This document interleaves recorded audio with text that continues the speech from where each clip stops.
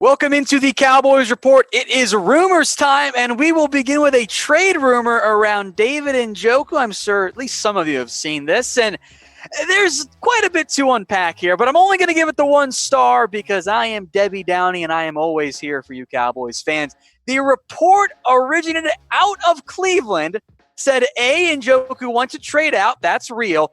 And the report was said the Cowboys might have interest in trading for David Njoku. And the second I saw this tweet from Mary Kay Cabot, the second I tweeted out my exact same thoughts, oh, the report from Cleveland says the Cowboys want him. Sure about that? Yeah, don't buy that at all. This screams leak from the agent to tie him to the Cowboys to get hype around his client. It's a classic agent move. Happens quite a bit. I don't buy it. Now, I do think Njoku could fit on the Cowboys, namely as a really good backup to Blake Jarwin. The Cowboys have committed to Jarwin.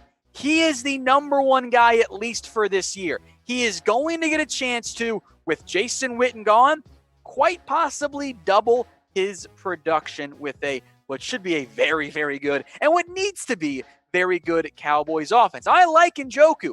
I would gladly give up maybe a 5th-round pick for him, maybe a 4th, probably not. The Browns allegedly want a 1st, which is their way of saying, hey, we don't want to trade him.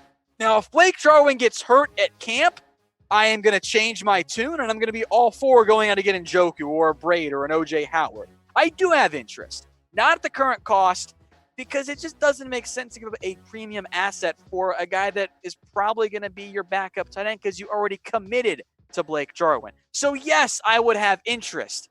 No, I don't think at this moment it's a super likely outcome for the Dallas Cowboys. But what do you guys think? Do you want Njoku on the roster? Definitely not for a 1st-round pick. Maybe you'd move a day 3 selection for him, though. Type Y for yes or type N for no in the comments section.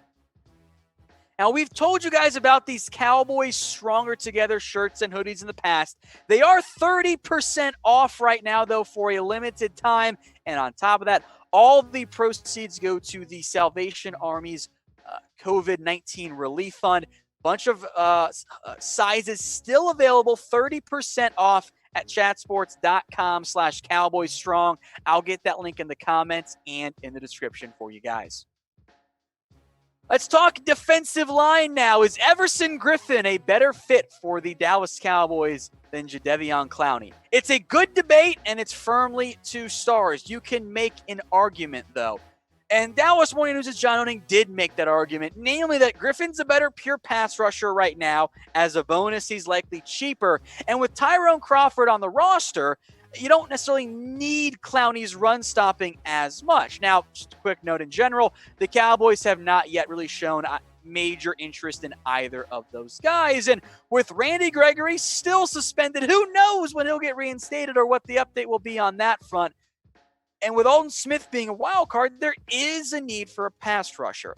My biggest problem with this argument is, yes, Griffen is the better pass rusher. He is. Better pressures, barely, more consistent sack production, maybe not quite as many forced fumbles or tackles for loss or run support. But the whole purpose of adding a Griffen or a Clowney isn't the argument we've pitched is you would cut Tyrone Crawford. And if you do cut Tyrone Crawford, well, then I actually kind of want Clowney out there to help me out as a guy that can kick inside on passing downs and can play defensive end and be a great run stopper as well, which the Cowboys clearly missed last year. Yeah, Quinn was a great pass rusher, not great against the run. So which one would you guys rather sign? I think I'd lean Clowney. Again, the price has been right. So far, it has not been right. But I'm going to make this the pinned comment on today's video. So scroll down, type G for Everson Griffen, or type C for Clowney. More back and forth debates here from the Dallas Morning News, one that I know you guys are very passionate about. Who's the better corner, Jordan Lewis or Anthony Brown? I will take a side on this one here. I'm going to give it 3 stars that Jordan Lewis is better. Remember, hashtag free Jordan because the Cowboys forgot about it again. The problem here is that even though I think Jordan Lewis is slightly better, and although Dallas Morning News, John Owning agreed with the same way, do the Cowboys feel the same way? Yeah, I'm not convinced that they do because they already paid Anthony Brown. Now, I think that the debate between these two is not clear cut because the things that Jourdan Lewis does well, being a really, really good nickel corner, making plays on the football, that's got value. But Jourdan Lewis also gets beat more. And frankly, Anthony Brown's been a little bit better of an outside corner. And I wonder if Trevon Diggs is the guy everyone wants him to be. If Diggs ends up getting that cornerback 2 role quickly in camp or in the preseason, Awuzie is better than Brown and Lewis. You guys don't want to hear that, but it's the truth. Well, then who's your nickel corner? All of a sudden, is it the guy in the last year of his deal or the dude you just paid in Anthony Brown? So I prefer Jourdan Lewis. I am not convinced, though, that that is how the Dallas Cowboys feel. So I think most of you are going to type in your JLs here in the comment section, and you're going to pick Jourdan Lewis. If you think it's Anthony Brown, type AB. My suspicion is I'll see mostly JLs in the comments section. Let's go now to Dontari Poe. Will he be kneeling this year?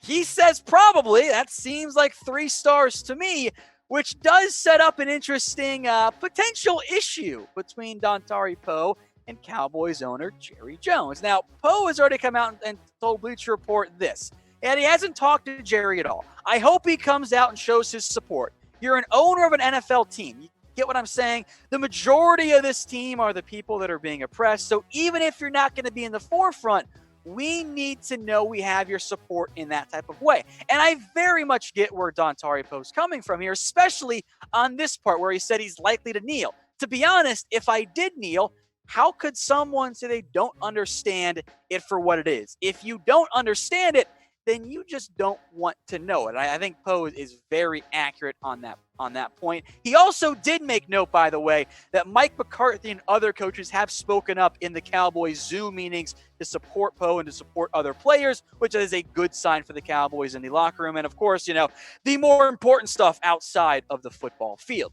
Now, I am actually on Poe's side. If he wants to kneel, I get it. I understood from the beginning what this whole thing was about. So knowing this could get ugly in the comment section, pick a side, kneel or stand. If you want to stand, I get that. If you want to tell players they're not allowed to kneel, I actually don't quite get where you're coming from. So cast your votes, K for kneel, S for stand. Here's the part of the show where I get angry again. Michael Gallup for Jamal Adams. How does this keep popping up? No, stop it. Stop trying to trade Michael Gallup. I get it from the Jets' perspective. I really do. It's short-sighted as all get out from the Cowboys. Bleacher Report's Connor Rogers threw out this idea and acknowledged, by the way, that Cowboys fans like it, so I appreciate it. Michael Gallup in a 2021 mid-round pick. Probably actually decent enough value overall. And if this was next offseason, let's have this discussion then.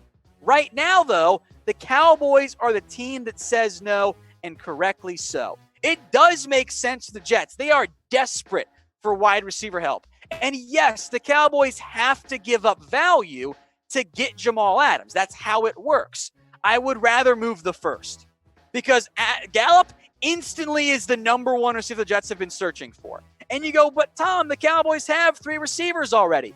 Yes, they do. And they're going to need all 3, especially since, CeeDee Lamb's a rookie and Amari's had injury problems. And oh, by the way, you're going to use as much 11 personnel as possible this upcoming season. And you trade away Gallup coming off of his age 23 season with 1,000 yards. No, you don't trade away those players. Yeah, money could be an issue down the road. Future problem. Don't worry about it right now. What the Cowboys cannot do is open a need at receiver to fill a need at safety. That's not what you're supposed to be doing in July. If you want to make that trade next off season, let's discuss it. We'll see how Cooper fares, and we'll see how CeeDee Lamb fares in year 1. Right now, though, trading away Michael Gallup would be a mistake by the Dallas Cowboys, and hopefully, no, it's not going to be. Hopefully, it's the last time I have to repeat that message here on the show. As a reminder, these Stronger Together t-shirts are still on sale, 30% off chatsports.com/CowboysStrong. That is chatsports.com/Cowboys Strong. Different types of colors. All the proceeds, by the way, go to the the Salvation Army's COVID-19 Relief Fund. So a cool t-shirt. It also happens to go to a great cause. Go check out what they have available today. Still angry, I am, by the way. More receiver talk. Terry McLaurin, the best NFC East receiver. No, wrong. Now, I like Terry McLaurin, but Pro Football Focus declaring him better than Amari Cooper and better than Michael Gallup? No, that's not right. Now, again, I like McLaurin. Really, really good, young, promising receiver. Going to have a great NFL career. And yeah, his quarterback play has been pretty rough. But McLaurin's not better than Amari Cooper. I don't think he's better than Michael Gallup. I think you could make a decent argument that they should be in the same tier. Super promising young guys. Cooper's better. Like by a pretty significant margin, I think I'd actually end up arguing there. I like McLaurin. I think he's the clear-cut number 3 receiver in the NFC East. Maybe CeeDee Lamb passes him this year because I think CeeDee Lamb's going to be that good. But regardless of whatever PFF grades put together, there's no way I'm taking McLaurin ahead of Cooper. And frankly, probably not ahead of Michael Gallup either. Hey Cowboys fans, thanks for watching the Cowboys Report. If you haven't already, click right here to subscribe to our channel for all the best Cowboys coverage on the internet. That's news, rumors, highlights, mailbags, film studies, and a whole lot more. And I'm making your lives a little bit easier as well with the next Cowboys Report video right here.